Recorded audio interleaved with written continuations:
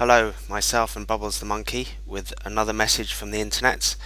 The subject today, what have the Ten Commandments to do with Christians? And in my opinion, not very much. Two observations to start with. Firstly, as you know, the Ten Commandments are part of the law of Moses given to Israel. They were given to one specific group of people at a specific point in time. They were part of a covenant, and Gentiles were never part of that covenant. The law was not given to Gentiles, and the Ten Commandments are part of that law. And they don't even apply anymore to the descendants of the people that it was originally given to. So why Christians feel the need to appropriate these, I'm not entirely sure. Secondly, why do people think that they can take a part of the law of Moses and leave the rest?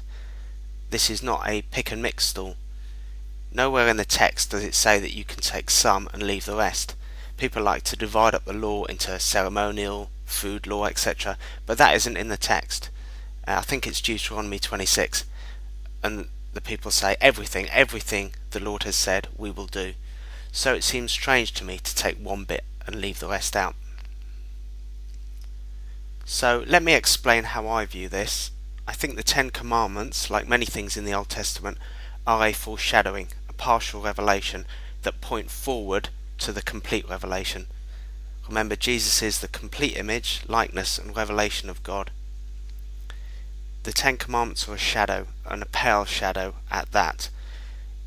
Hebrews 10 verse 1, the law is only a shadow of the good things that were coming, not the realities themselves.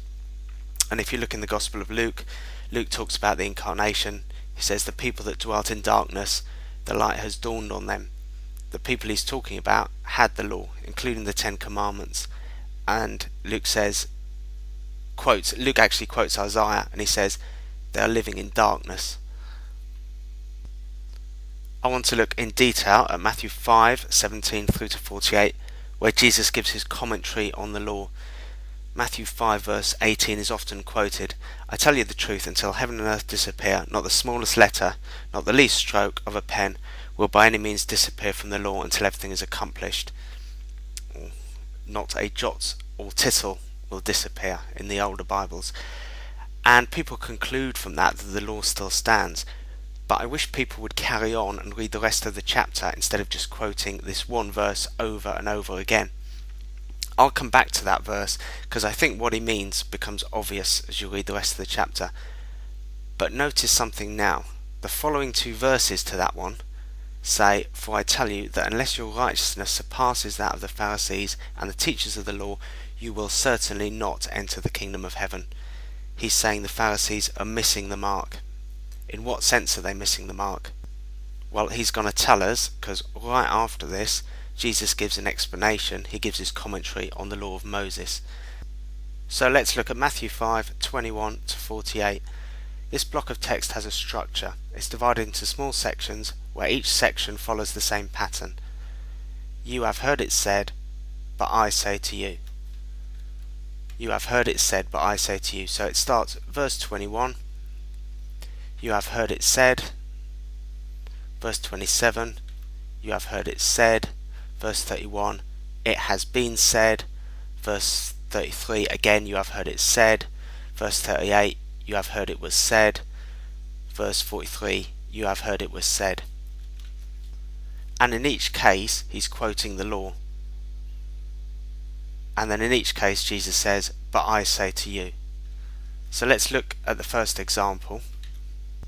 Verse 21, you have heard it was said to the people long ago, do not murder, and anyone who murders will be subject to judgment. But I tell you that anyone who is angry with his brother will be subject to judgment. Again, anyone who says to his brother Raka is answerable to the Sanhedrin, but anyone who says you fool will be in danger of the fire of hell. And it's the same all the way down. So Jesus reads a bit of Moses, and then he gives his verdict on it. Then he changes it. You have heard it said, but I say to you. Now there are 6 examples in total, and there are 2 different things going on. Okay, for the first 4, murder, adultery, divorce and oaths, Jesus takes the law and he kind of amplifies it to the nth degree. But in the last 2 cases, Jesus actually takes a bit of the law and he throws it away. He abrogates it. So all the jot and tittle people that say Jesus, the law is still in play today, okay?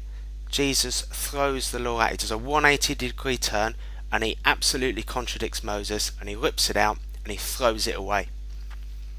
So the last two examples, you have heard it said, an eye for an eye and a tooth for a tooth. But I tell you, do not resist an evil person. If someone strikes you on the right cheek, turn him also the other cheek. And if someone wants to sue you and take your tunic, let him have your cloak as well. If someone forces you to go 1 mile, go with him 2. Give to the one who asks you, and do not turn away from the one who wants to borrow from you. Love your enemies. And you have heard it said, love your neighbour and hate your enemy. But I tell you, love your enemies and pray for those who persecute you. In both cases, he's quoting from Deuteronomy. He's quoting from the law, and he does a 180 degree and gives a completely opposite interpretation. Now, even though he's doing two different things, he's kind of amplifying the law to the nth degree and he's throwing bits out, the criteria that Jesus is using is the same. And we're going to find that now in Matthew 22 verse 34. Once again, Jesus is talking about the law. Hearing that Jesus silenced the Sadducees, the Pharisees got together. One of them, an expert in the law, tested him with this question: Teacher, which is the greatest commandment in the law? Jesus replied, love the Lord your God with all your heart, with all your soul, with all your mind. This is the first and greatest commandment. And the second is like it: love your neighbour as yourself. All the law and the prophets hang on these 2 commandments. Now go back to Matthew 5 and look through the 6 examples that Jesus gives. In each case, he's applying what he says in Matthew 22. Love the Lord your God, love your neighbour. Where the commandments point in that direction, the first 4, he amplifies them to the nth degree. Where the law of Moses contradicts that, which he said, he throws it out. Remember how Matthew 5 starts, our block of text in Matthew 5. Unless your righteousness exceeds that of the Pharisees, you will in no means inherit the kingdom of God. And if you look at the end of Matthew 5, it says, be ye perfect, even as God is perfect. So what about that jot and tittle verse? Well, he's just thrown out 2 bits of the law, so clearly he's not meaning what some people think he means. If you look at the 10 commandments, they're all relational. The first 4 are to do with how we relate to God, and the next 6 are how we relate to each other. So I would say, insofar as the 10 commandments point to love God, love your neighbour, they stand. Simple as that. But they are not the complete revelation of God, and they're not what Christians should be aiming at. Now, some of you will be calling me lawless. The technical term I think is antinomian, but that's not the case. The problem is in fact with the law keepers. It's just like Jesus said, they miss the mark. For example, tithers. Okay, tithing, it's not New Testament, but people practice it, and they insist that other people do it also. Have you ever detected a certain mentality with these people? It's kind of like, God gets 10%, I get to keep 90%. Thank God it's only 10%. But that isn't the New Testament way. Everything we have is God's. Same thing with the 10 commandments. It's like a checklist. If I check these 10 boxes, as long as I don't break these, I'm good. I can do whatever. But that is missing the mark. Yeah, love your neighbour every day, all the time, in every way. In the history of the church, law keepers consistently miss the mark. Consider all the preachers in the United States of America that supported slavery. They knew their Bibles, they knew the 10 commandments, they probably kept the 10 commandments, but they didn't love their neighbours themselves. They missed the mark. As it says, the law came through Moses, grace and truth came through Jesus Christ. Have a nice day, thanks for listening. If you want, we can talk, leave a comment, leave a response. Have a good one, bye.